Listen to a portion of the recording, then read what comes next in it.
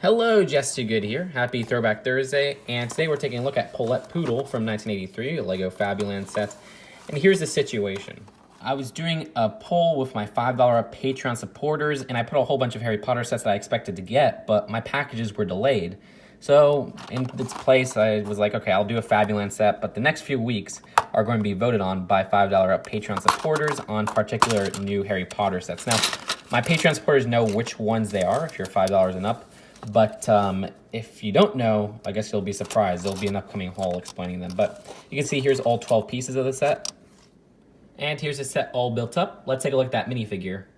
Here is Paulette Poodle. Now, if you're not familiar with how Fabuland figures work, they're a lot like minifigures. Their arms move up and down, but their hands can't rotate.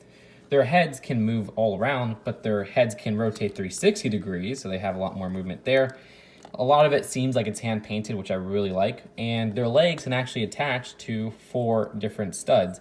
Now you can move their legs up and down just like that, but not all the way back. So I always like these Fabuland figures, and they're really cool to collect. This is actually an older style one because it doesn't have the newer style pupils from the late half of the 80s.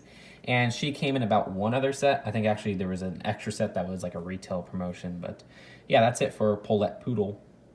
Back to the build of the set, there's some cool pieces we've seen before, like this table, the Fabuland chair, and the Fabuland vacuum cleaner, which was in that Marjorie Mouse set. I think it was the last Fabuland set I covered.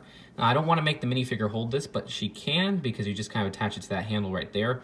But if you do, it's one of those where it could chip very easily. If you have like the LEGO brooms, you've probably seen this effect before.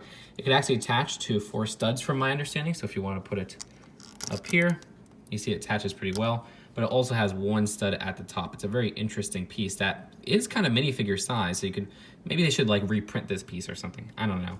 The little dresser build right here, or whatever you want to call it, shelf build, is very basic. There's just a little flower on top.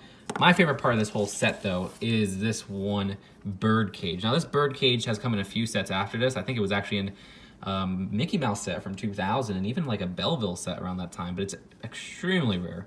You can see it's actually dual molded, where they have this bird piece inside, which is kind of created with the frame. You can't take it off or anything like that. And then they have this cage surrounding it, which is a really nice build. I wish I would reintroduce this because this build is just very impressive. And it's all one piece, so it's a very complex piece, especially for the time. But yeah, this would be an awesome piece to make them reintroduce. But hey, I guess nowadays they would just make a Birdcage out of existing pieces.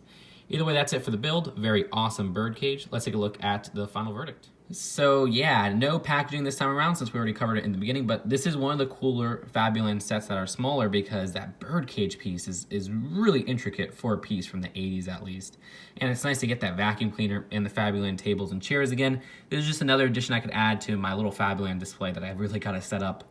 Also, Paulette Poodle, I think, only comes in like one other set that was like a wide release set, so she is a pretty rare figure in herself.